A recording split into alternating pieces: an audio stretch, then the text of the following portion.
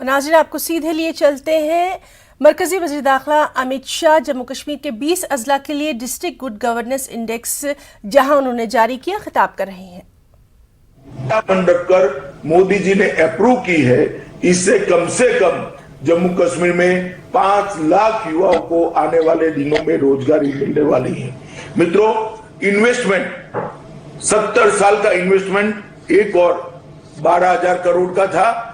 मैं मनोज भाई को बधाई देना चाहता हूं कि एक ही साल में 12,000 के इन्वेस्टमेंट के एमओयू जम्मू और कश्मीर ने समाप्त कर दिए हैं और 2,000 करोड़ का ग्राउंड ब्रेकिंग सेरेमनी भी हो चुका है।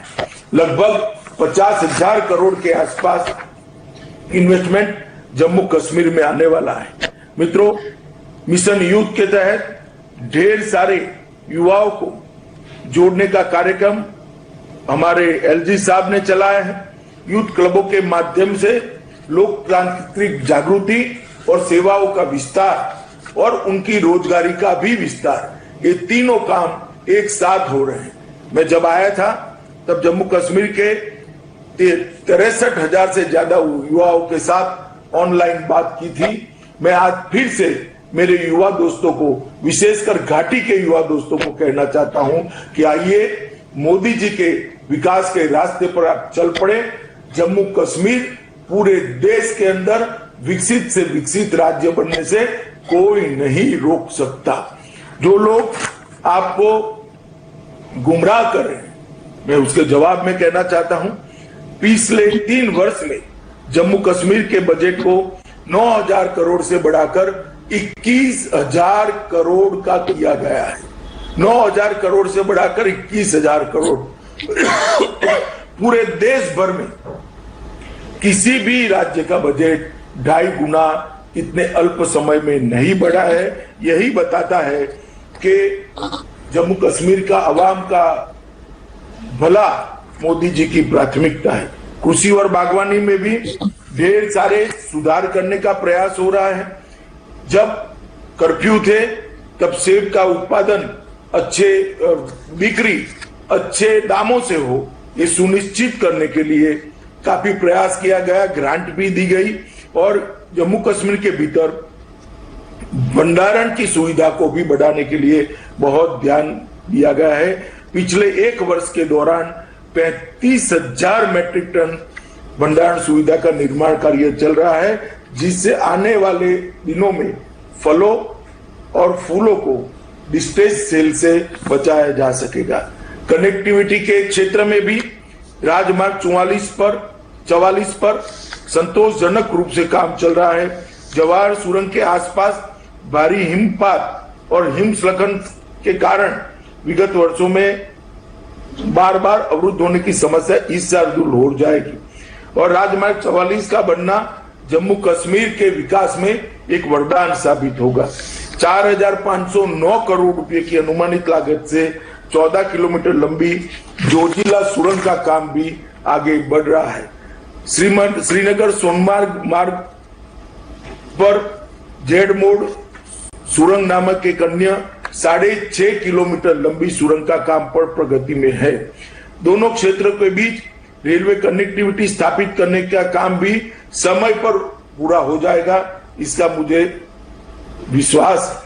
श्रीनगर हवाई अड्डे से शारजा के लिए पहली उड़ान मैं जब जम्मू कश्मीर आया था तभी चालू कर दी गई है। इससे जम्मू कश्मीर में इन्वेस्टमेंट की बहुत बड़ी संभावनाएं खुलने की संभावना है। सब्सिडी वाली हेलीकॉप्टर सेवा योजना के माध्यम से जम्मू संभाग के किश्तवाड़ और कश्मीर संभाग के गुरेज और तंगधार सहित जम्मू और कश्मीर के दूर दराज के इलाकों में रहने वाले नागरिकों को भी सुविधा मिलेगी। पर्यटन के क्षेत्र में बहुत अच्छा उत्साहजनक आंकड़े आ रहे हैं। जेड मोड सुरंग शुरू हो जाने के साथ सोनमर्ग पहली बार अपने शीतकालीन कार्निवल की व्यवस्था के साथ खुला रहेगा, इसका मुझे बहुत आनंद है। सर्दियों के महीनों के दौरान पर्यटकों की संख्या में वृद्धि देखी गई है। गुलमर्ग, पहलगांव, श्रीनगर और पटनी टॉप में होटल पूर्ण रूप से भरे रहे हैं। 20 अप्रैल 21 अप्रैल के दौरान पर्यटकों की संख्या जम्मू कश्मीर की आजादी के बाद सर्वाधिक रही और 20 से 21 के दौरान 3 गुना बढ़कर लगभग 1,13,000 पर्यटक आए हैं। मित्रों, कुछ अपने निहित राजनीतिक स्वार्थ के कारण कुछ लोग झूठ चला रहे हैं। मेरा आप सभी को और विशेषकर जम्मू कश्मीर के युवाओं को आग्रह है कि झूठों के लिए उनको सवाल पूछना चाहिए।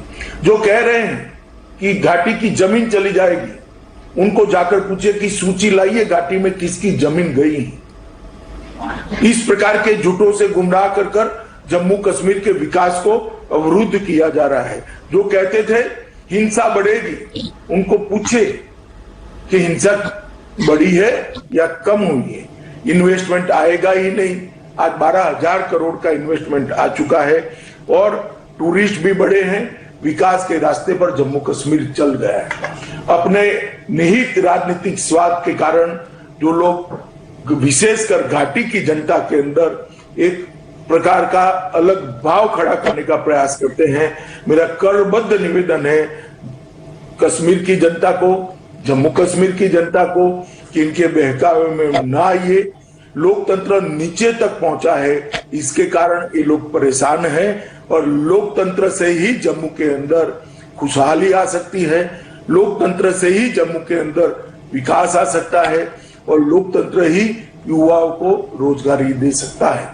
और लोकतंत्र अच्छा हो, इसके लिए सबसे ज्यादा जरूरी है कि जम्मू कश्मीर के अंदर शांति बनी रहे।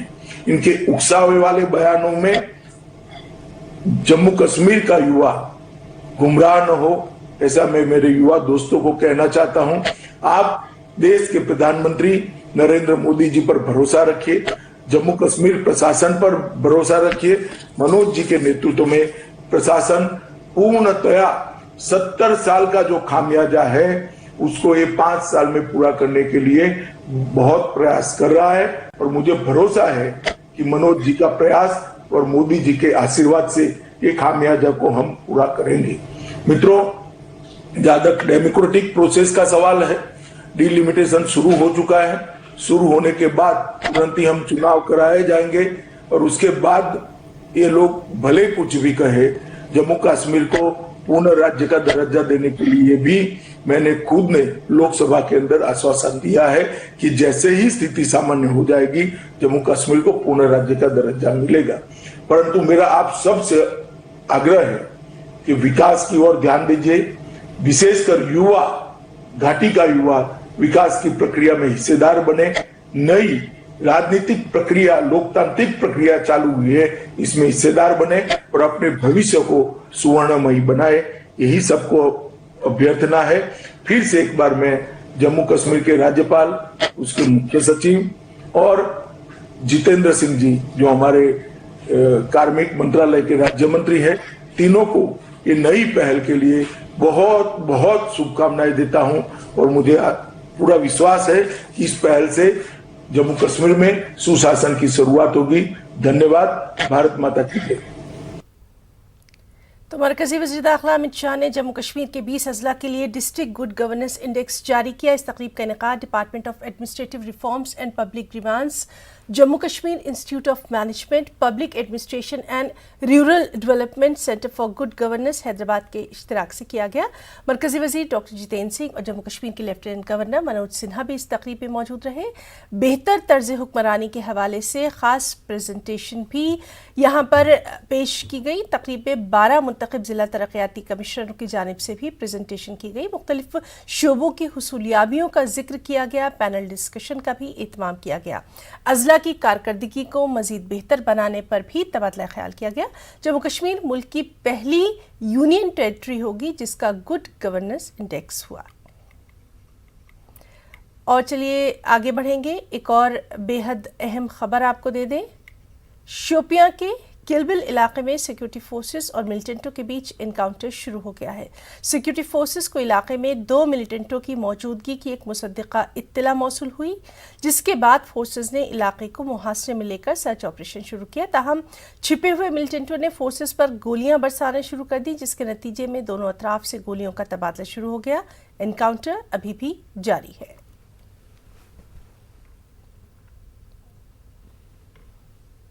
सांबा के सरहदी इलाके घगवाल के रिगुचिक गांव में पाकिस्तानी परचम बरामद हुआ है। इस परचम के साथ कुछ मशकूक किस्म का मवाद जुड़ा हुआ है, जिसकी बायस इस मामले में शुकूक शुबात पैदा हो रहे हैं। पुलिस ने फौरन कार्रवाई करते हुए इस मवाद को अपनी तहवील में ले लिया है। मामले की जांच शुरू कर दी गई है।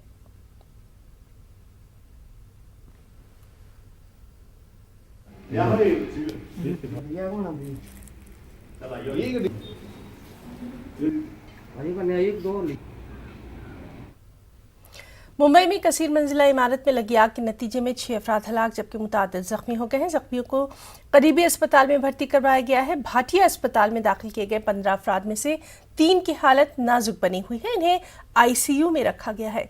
आतिशज़दगी की वजह शॉर्ट सर्किट बताई गई है। इसकी तफ्तीश की जा रही है।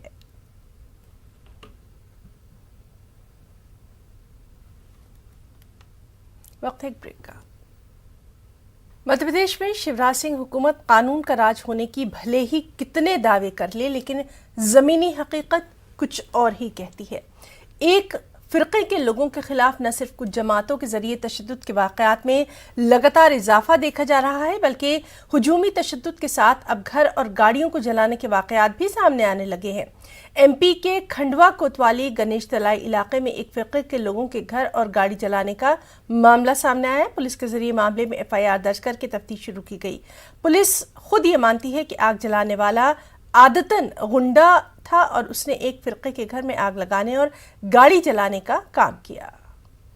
मध्य प्रदेश के खंडवा और सराना में हुए फर्कवाराना तशद्दुद को लेकर बीजेपी और कांग्रेस की सियासी जंग शुरू हो गई है। सराना में हालांकि हालात काबू में है, लेकिन एक फिरके के लोगों के जरिए हालात से घबराकर मकान फरोख्त करने और इलाके को छोड़ने की इबारत घरों की दीवारों पर लिखने के बाद हुकूमत की जानिब से पुलिस सिक्योरिटी में इजाफा करते हुए दोनों फिरके के लोगों को मिलाकर 4 रुकनी कमेटी तश्कील दी गई है। कांग्रेस ने जहां इस मामले को हुकूमत की नाकामी से ताबीर किया, वहीं वज़ीर दाखिला डॉक्टर नरोत्तम मिश्रा ने कांग्रेस पर जवाबी हमला किया और इसे कांग्रेस की मुंह भराई की सियासत से ताबीर किया। सीधे रुख करेंगे भोपाल का। हमारे साथ मौजूद हैं हमारे साथी मेहताब आलम। मेहताब, लगातार हम देख रहे हैं कि इस तरह के वाक़यात पेश आ रहे हैं मध्य प्रदेश में, ख़ास तौर पर जो कि कहीं ना कहीं फ़िरक़े वाराना रंग लिए हुए हैं। हालांकि कोशिश यही की जा रही है, कहा यह जा रहा है, दावे किए जा रहे हैं कि इन पर काबू पाया गया है, ऐसा कुछ नहीं है। क्या कुछ ताज़ा वहाँ पर ऐसे वाक़यात हुए और अपोजिशन को एक बेहतरीन मौका मिल गया? देखिए, अपोजिशन को मौका मिला इसमें कोई शक नहीं है, लेकिन अगर मध्य प्रदेश में अमन कानून की बात करें तो सुराना में जो कुछ भी हुआ है, हुकूमत ने इंतजामिया की मुस्तैदी के सबब जो है फुरकावाना कशीदगी को जो है उसमें खत्म किया गया और वहां पर एक कमेटी बनाकर जो है 4 रुकनी कमेटी, जिसमें इंतजामिया के लोग भी और दोनों फिरकों के लोग शामिल हैं, उनको कमेटी बनाकर जो है और उस मामले को हल करने की कोशिश की। हालांकि वहां पर जो मामला हुआ था वो नाली का झगड़ा था, 2 लोगों के बीच का झगड़ा था, और जिसको फिरकावाराना रंग देने की कोशिश की गई। और उसमें जब एक फिरके के लोगों ने अपने घरों की दीवारों पर ये लिख दिया कि मकान फरोख्त करना है और इसको इलाके को छोड़ के जाना है, तो हुकूमत वहां पे संजीदा हुई और हुकूमत ने वहां पे संजीदगी का मुजाहरा करते हुए एक पुलिस चौकी भी तशरीह दे दी है ताकि हालात पर नजर रखी जा सके। और इसी तरह से अगर मैं खंडवा की बात करूं तो खंडवा के जो है तलाई थाना इलाके में जो मामला पेश आया है, वहां पर हुकूमत ने जो है फौरी तौर पर इंतजामिया ने कार्रवाई की है और इस पर एफआईआर को दर्ज किया गया है। और खुद पुलिस इंतजामिया इस बात को मानती है कि जो शख्स वहां पे पिंटू है वो आदतन अपराधी है और उसकी जरिया जो है न सिर्फ घर जलाया गया बल्कि गाड़ी भी जलाई गई है और उसके खिलाफ सख्त कार्रवाई की जाएगी। कांग्रेस के जरिए इस मामले में जो सख्त मौक़िफ़ इख्तियार करते हुए पुष्टपनाही करने की बात की गई है, जबकि वज़ीर दाखिला का साफ तौर पर यह कहना है कि जो लोग भी हैं उनके खिलाफ सख्त कार्रवाई होगी और कांग्रेस को ऐसी मुंह भराई की सियासत से बाज आना चाहिए ताकि सूबे में अमन कानून बरकरार रखा जा सके। जी मेहताब, तो बहुत बहुत शुक्रिया आपका तमाम तर तफसीलात के लिए। समाजवादी पार्टी चीफ अखिलेश यादव का कहना है कि यूपी के अवाम बदलाव का मन बना चुके हैं।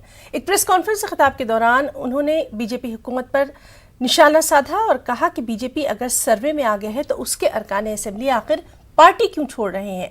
अखिलेश यादव ने इस मौके पर पार्टी के इंतखाबी वादों को फिर से दोहराया और कहा कि अगर समाजवादी पार्टी इख्तिदार में आती है तो 300 यूनिट मुफ्त बिजली और किसानों को आबपाशी के लिए मुफ्त बिजली मुहैया करवाई जाएगी। उन्होंने आईटी सेक्टर में 22 लाख नौजवानों को रोजगार देने का भी वादा किया।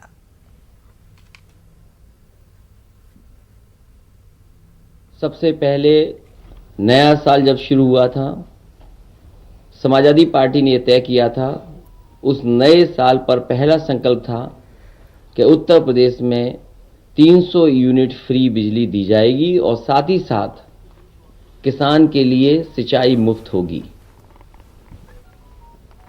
फिर लैपटॉप को लेकर के भी समाजवादी पार्टी ने ये कहा कि जिस तरीके से पूर्व में समाजवादी पार्टी ने बच्चों को पढ़ने के लिए जो आगे की पढ़ाई करने के लिए जा रहे हैं उनको लैपटॉप से मदद करने के लिए लैपटॉप दिया जाएगा। केवल आज आईटी सेक्टर में आने वाले समय में समाजवादी सरकार बनेगी तो उत्तर प्रदेश के नौजवानों को 22 में जब सरकार बनेगी तो 22 लाख नौजवानों को उससे ज्यादा सीधा रोजगार से जोड़ने का काम और उस तरह के फैसले, उस तरह की पॉलिसी बनाने का काम समाजवादी सरकार में होगा। बहुजन समाज पार्टी यानी बीएसपी ने उत्तर प्रदेश असेंबली के दूसरे मरहले के इंतखाबात के लिए उम्मीदवारों की लिस्ट जारी कर दी है। पार्टी सरबराह मायावती ने फहरिस्त जारी की और इस मौके पर उन्होंने कहा कि इस बार पार्टी का नारा है हर पोलिंग बूथ को जीतना है, बीएसपी को इख्तिदार में लाना है। ख्याल रहे कि यूपी में दूसरे मरहले के तहत 55 सीटों पर 14 फरवरी को वोट डाले जाएंगे, जिसमें से आज मैं 51 विधानसभा की सीटों पर बीएसपी के तय किए गए उम्मीदवारों की सूची जारी कर रही हूँ। इसके साथ ही आज मैं अपनी पार्टी के लोगों को पार्टी का एक नारा भी दे रही हूँ जो इस प्रकार से है, हर पोलिंग बूथ को जिताना है, बीएसपी को सत्ता में लाना है। हालांकि इस बार ये चुनाव कोरोना प्रकोप के चलते हुए ही हो रहा है।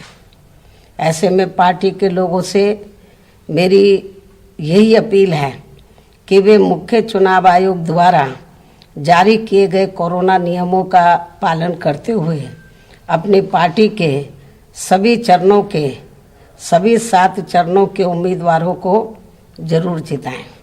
तभी फिर खासकर यहाँ यूपी में बीएसपी की अपनी सर्वजन हिताय व सर्वजन सुखाय की सरकार बन सकती है। और इस वक्त नवजोत सिंह सिद्धू प्रेस कॉन्फ्रेंस करें, सीधे लिए चलते हैं। ऑनलाइन सेल, क्लाउड किचन, लोग घरे बैठ के बंबई ਦੇ ਵਿੱਚ बड़ी आम चीज़ है कि औरतां खाना बनाਉਂਦੀਆਂ ਨੇ और वो खाना ਢਾਬਿਆਂ ਦੀ ਬਜਾਏ ਘਰ ਦਾ ਖਾਣਾ ਆਫਿਸਿਸ ਦੇ ਵਿੱਚ ਜਾਂਦਾ। So that is called cloud kitchen. Whether it is marketing, virtual assistance, designing, tutoring, art and craft, etc., etc. करीब 150 ने in the manifesto you will get those all of them. फिर वर्ल्ड क्लास स्किलिंग सेंटर्स, तुसी skilling centre देखो पंजाब दे स्वायत्त धंधे दे उत्थे कख नहीं है। मैं आपदी कॉन्स्टिट्यूएंसी दे विचों 24 बंदे लैके आया सी, उदों बाद मैं बंदा नहीं कोई लिया क्योंकि जिन्नी काल मेरे वरी जिन्ना लोग मेरे मगर पे मैं अज तक पछताउना। देयरफॉर वो मेरे मन दे विच एक नासूर बन के रिसदा सी। मैं उन्होंने 24 परिवारों को नौकरी भी दवाई, लेकिन मैं ये समझ लिया कि जिन्ने स्किलिंग सेंटर ने ये सब धंधा करने वाले ने 4000 की नौकरी नहीं दे सकते।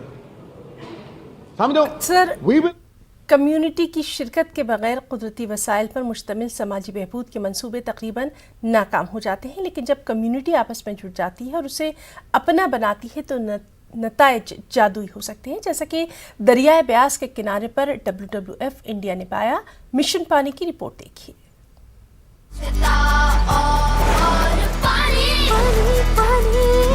हमको बचानी है ये जिंदगानी।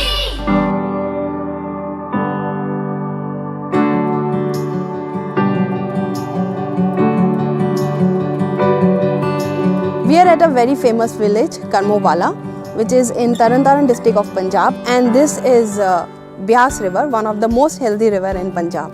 We came here, we surveyed the rivers, spotted the dolphins, and we identified them as Indus River dolphin. Dolphins are indicator species of a good river ecosystem. So if there is no flow in a river, if the water quality is bad, if there is no fish in a river, dolphins cannot exist. So the idea of engaging communities is also to understand the relevance of dolphins and the practices that they can impart on themselves so that the dolphins remain healthy and safe forever. This Mitras program, it's highly decentralized. It is actually connecting the local stakeholders on a river bank or a village to impress upon them that they need to act. I'm very proud to say that there are 11 dolphin Mitars in Beas, in that 80-kilometer stretch of the river. On a daily basis, they are feeding in information. They're feeling proud to be part of this. I think that's a great progress that we have. The other one is this network has expanded to 30 villages in the Beas Conservation Reserve, which is a new Ramsar site in Punjab, a wetland of international importance. 1,000 Mitras in the group, farmers, school children, government officials, etc. So that's another one. But what we are really looking at is these Mitars or Mitras coming together, framing a shared vision for the Beas Conservation Reserve and the whole system in Harike. That's a long-term dream that we have, and I think it's again progression. So we'll get there. स्वच्छता और पानी हमको बचानी है ये जिंदगानी। और उत्तर प्रदेश में मिशन 100 इसके तहत असदुद्दीन ओवैसी प्रेस कॉन्फ्रेंस कर रहे हैं। सीधे लिए चलते हैं।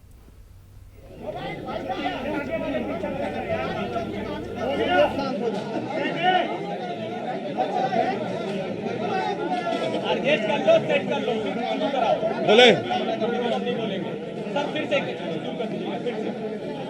फिर से शुरू करें। मुझे ये बताते बड़ी खुशी हो रही है कि आज हमारे दरमियान में बाबू सिंह कुशवाहा साहब जन अधिकार पार्टी के अध्यक्ष हैं, जनाब वामन मिश्राम साहब राष्ट्रीय परिवर्तन मोर्चा के अध्यक्ष हैं, रामचरण कश्यप साहब भारतीय वंचित समाज पार्टी के, कमलेश चौहान साहब जनता क्रांति पार्टी के, परविंदर प्रताप सिंह नेशनल प्रेसिडेंट बहुजन मुक्ति पार्टी और जनाब शौकत अली साहब जो AIM के यूपी के अध्यक्ष हैं।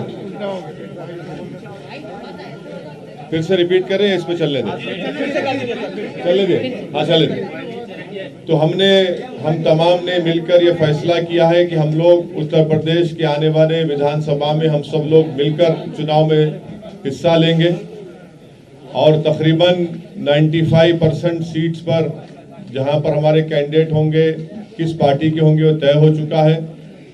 तीसरी बात हमने तय की है कि अगर उत्तर प्रदेश की जनता हमको अपने आशीर्वाद से, अपने दुआओं से और अपने वोटों से कामयाब करती है तो ये जो अलायंस बना है इसके कन्वीनर जनाब बाबू सिंह कुशवाहा साहब रहेंगे और उसमें ये भी तय किया गया है कि अगर उत्तर प्रदेश की जनता इस अलायंस को, इस मोर्चे को सत्ता देती है तो ये तय हुआ है कि 5 साल के टेन्योर में 2 मुख्यमंत्री होंगे, एक ओबीसी समाज के और एक दलित समाज के।